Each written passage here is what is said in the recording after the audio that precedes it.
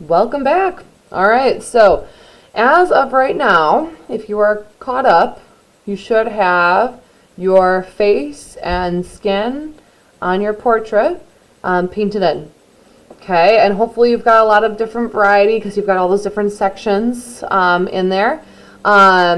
If not, if you're looking at yours and it looks a little bit flat, feel free to go back in and add some more sections once your watercolor paint is dry. Of course, don't do it while it's wet. Now, the only one bummer is because you can't like erase the watercolor, you are going to have to go darker over the top of it.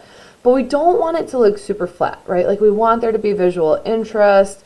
This isn't your typical portrait. This is neurographic. So by having those different segments, it gives you more opportunity to add more colors. So if you're looking at yours and you're like, it's falling a little flat, feel free once it's dry, add some more sections in and watercolor over the top of it with some darker colors. Even just a slight amount of color variation can add a real big difference. Okay, so I'm going to switch over to mine.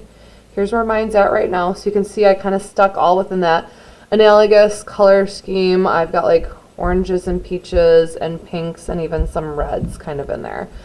So that's going to be all of my skin area, right? Now, if I come back later and I realize like, oh, maybe I actually wanted this to be part of my neck and instead of hair, I can always come back and finish that. Right now, I wasn't really sure though. I was like, I think that's going to be hair. We'll see, right? As this gets going, we'll see.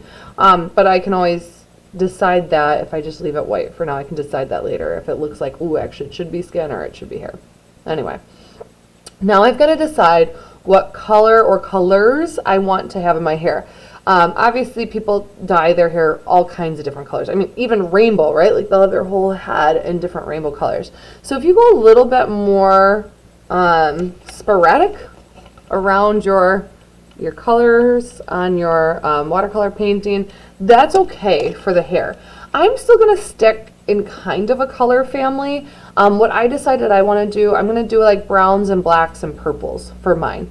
I still want it to look like, oh, here's hair, here's skin in a very defined way. I might add some more crazy funky colors to the background, yet to be determined, but I'm going to stick a little bit more in a color scheme for the hair as well. But if you want to go a little bit more wild on yours, add some more funky colors, the hair is a great place to do that. As you can see for mine, because mine was cut off so high, like mine, I didn't have like a shirt or anything. So hair and clothing is today. Mine, I'm just going to be doing hair because my hair is really covering just about everything except for my neck. But my earring in this picture, right there, right? That I'm going to consider clothing. So I'll do hair and my earring today. You do hair and clothing, whatever you've got on yours. As a reminder, one of my pro tips from the other day would be that when you're painting, always do a practice on a different sheet of paper first, just to make sure you actually like the color. Maybe I'm looking at this and I'm like, ooh, that's actually more orangey than I was thinking. Then maybe I don't want to use that. Or maybe I want to mix it with a little bit darker color or a cooler color or something like that. I actually do like this, so I'm going to stick with it. But pro tip, always check on a practice piece of paper first to make sure you actually do like it. My face is a very, it's all warm tones. So I want to go a little bit cooler in my hair, which is why I'm choosing to do, the brown's pretty neutral, but the black will kind of pull a bit cooler, grays, purples, not so vibrant is what I'm going for here. So I'm just going to paint those in. Once again, I'm using a pretty tiny paintbrush, trying to make even strokes here. I don't want to see too much lininess with it. Paintbrush, just for reference, that's how little the one is that I'm using. Let's see if I get some of the grays going here in the front. I'll go even lighter with this one. I might even pull in some like lilac in front of that because I want to stick with a little bit lighter. You guys can see. Got some streaks going on there, don't we? So I'm going to stick with lighter towards the front. Yours, once again, it does not have to actually be like realistic. I mean, this isn't realistic, but you don't have to, you know, keep your hair color or the hair color of whoever you're painting here. Does not have to be realistic to what it actually is, but it also can be. So you decide. Have fun with it. One thing I'm not doing, although I do recommend it, is to do those lighter colors first. The reason why it works to do those lighter colors first is because you can always go darker, right? So if you're finding that it's like too light, you can go over the top with a darker color. If you start too dark, well, you can't, there is no watercolor eraser. It'd be cool. There isn't one. So I guess I'm being a little overly confident in myself right now, and that I'm choosing colors that I think I'm going to like in those spots.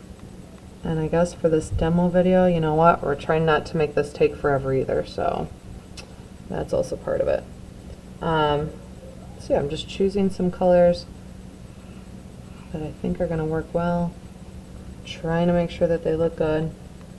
And if you guys want to take even more time than what I'm doing here, like, feel free to do so. You don't have to go this fast. I just don't want this demo video to be like a half hour long.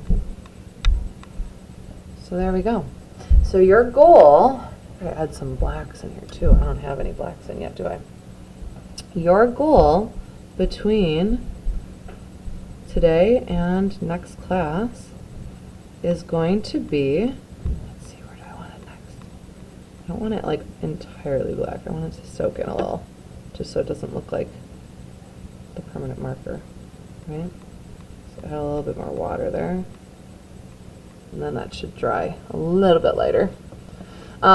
Your goal, back to that, between today and next class is going to be to get any of these areas that are like hair or clothing or accessories, like for me, the earrings. We want to get those all painted in and looking amazing. Then next class we're going to need our permanent markers, because we're going to be coming back in, and you know, any of these spots where the watercolor, like right here, I feel like you can really see that on the screen, the watercolor kind of overlapped the permanent marker and it doesn't look as sharp and defined. We're going to come back in with that and make those lines look really nice and sharp again. So we'll be doing that to the face and the hair and basically everything that we've painted so far. We'll do that tomorrow, as well as our neurographic background. Then the following class is when we'll paint the background. So just kind of giving you a timeline there. All right, have fun with this. Take your time. You've got all day to do hair and clothing and accessories. So take your time, make it look amazing, and I can't wait to see it.